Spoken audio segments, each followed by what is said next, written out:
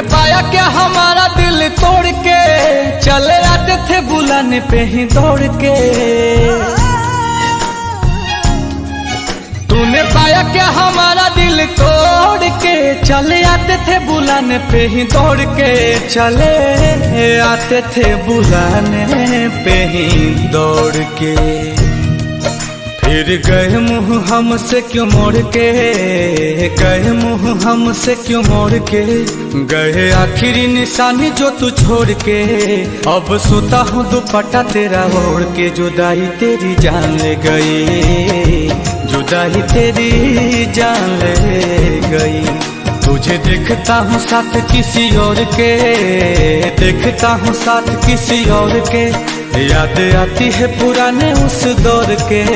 अब सोता हूँ दुपट्टा तेरा ओढ़ के। जुदाई तेरी जान ले गई, जुदाई तेरी जान ले गई।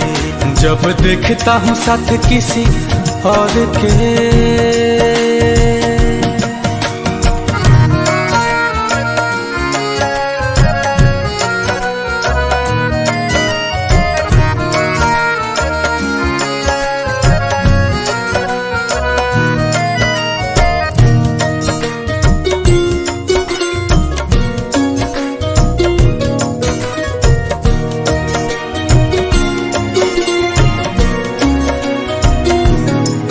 तेरी मेरी पहली वो मुलाकात थी, उस दिन से ही तू मेरे साथ थी।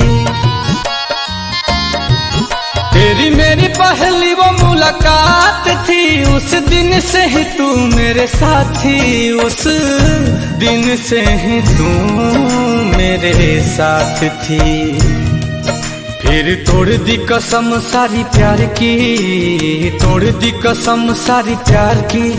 तुझे हुई ना फिकर तेरे यार की। अब हद हो गई है इंतजार की। जुदाई तेरी जान ले गई, जुदाई तेरी जान ले गई।